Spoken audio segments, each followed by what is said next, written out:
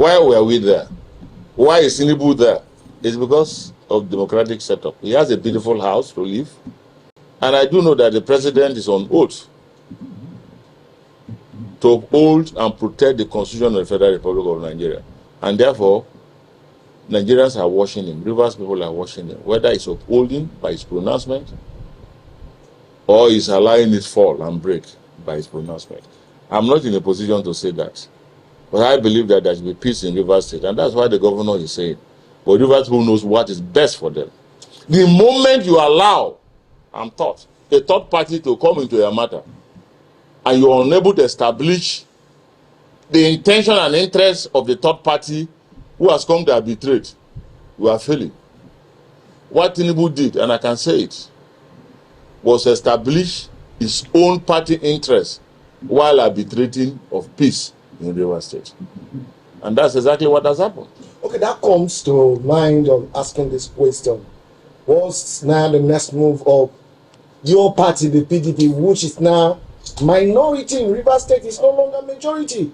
Are you people still going ahead demanding that the vacated House of Assembly members, are you going to pursue it to the logical conclusion as a PDP stakeholder, as one of the members who founded and founded PDP in Rivers State? Will you allow this thing to come to pass? I'll say this very clearly. In the eyes of the law, of course I'm not a lawyer, but in the eyes of the law, I have consulted lawyers and I'm educated enough to read the letters of the law. In most cases, they said the symbol of law is blind and double-edged, so it can be misinterpreted. Rivers State is still, PDP is still majority in Rivers State House of Assembly.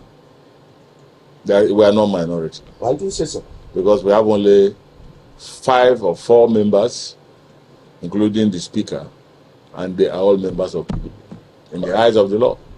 Okay, so let me take this up. Mr. President have said the governor should represent the opposition people who have already passed into law. How do you look at it, sir? The law is never made retroactively. No. Laws are made proactively. So it's there. It's there. I mean, that's why I said the president swore to an oath to uphold, not to destroy the Constitution.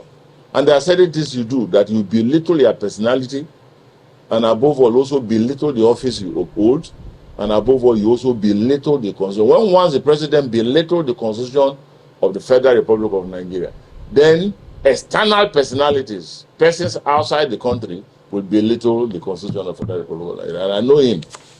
I'm not close to him, but I'm one of those who read a lot about him. Thank you. I know that he will not belittle the Constitution of knowingly. By now, I'm sure, by now, convincingly I'm saying it, by now the president realized that he has been deceived. Not mistake, he has been deceived. I believe so. Affects or impacts? I think it's more important because I've had a lot of comments, and every person that has commented has always been on the why question. Why will Sim sign that kind of document? Why didn't he run away? Why did he not reject it? Why would the president present that kind of in a meeting? Why did Odele not reject it? Why? And I think that is not the best at this time. What is most appropriate is what happened.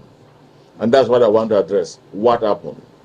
Actually, the understanding, and I'm saying it from the primary point of view that I'm a participant in that purported meeting. I was there, so I'm a witness. So what I say is primary, not secondary. We are invited for a meeting, but that was not a meeting, because a meeting means opinion will be sought. There will be discussion between both parties, and resolutions will be reached. But that is not what happened. What happened is that Mr. President walked in with a written resolution, addressed us,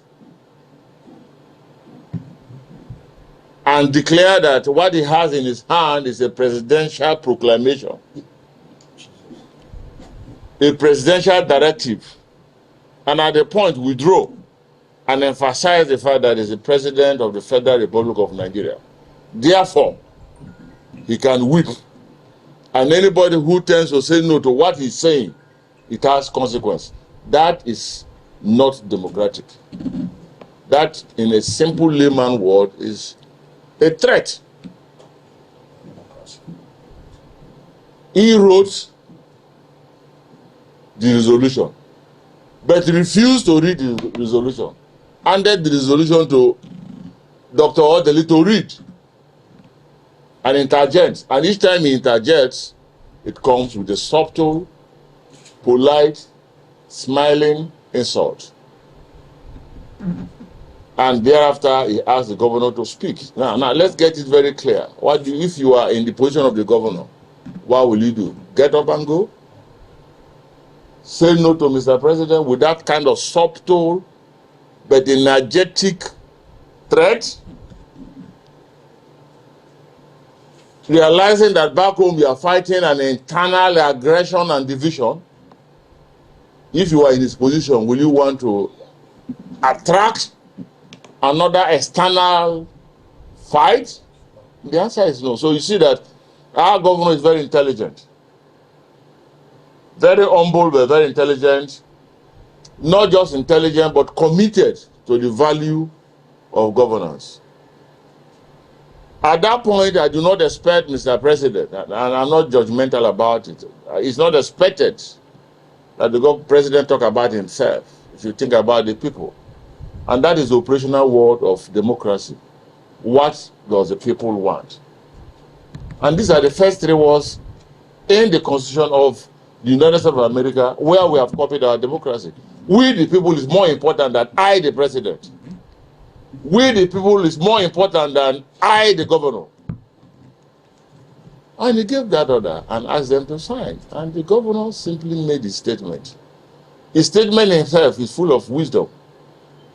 That of the president is also full of wisdom because he was operating within the space provided for him by his advisors. And those are the things that killed Abacha.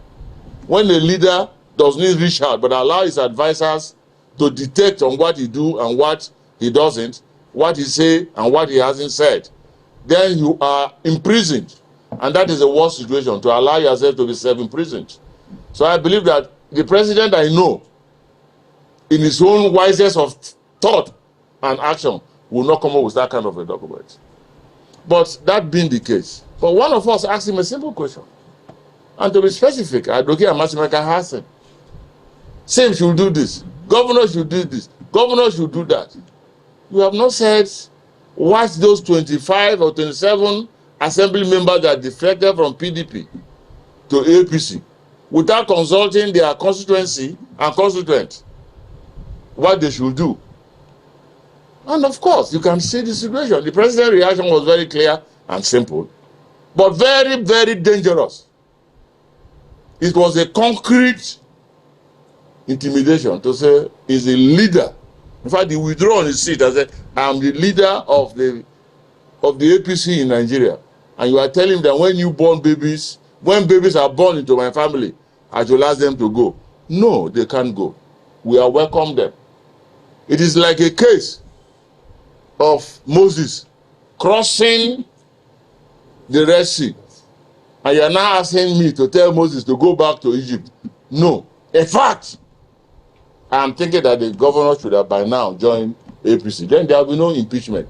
So you can see the situation where Sim finds himself. And I think Rivers people should understand that. So the issue of democracy is we the people. It is the people that will react, not the governor, because the governor has already promised loyalty to the president. That is expected. And that's what he did. So we should know what happened. And I speak what happened. And I want anybody who was there to contradict what they have said. But the truth about it is that we went, we saw, and we have learned. And what we learned to guide our democracy. So what will be your advice to the Rivers people at this point in time? Well, the Rivers people are educated. Rivers people are intelligent. Just like other people in Nigeria. Every ethnic group and ethnic nationality are very intelligent. And so there are national and rational things to do. And I believe that they are going to do that. So as it stands now, the sacked or the removed lawmaker sat today and treated on the issue of impeachment, which they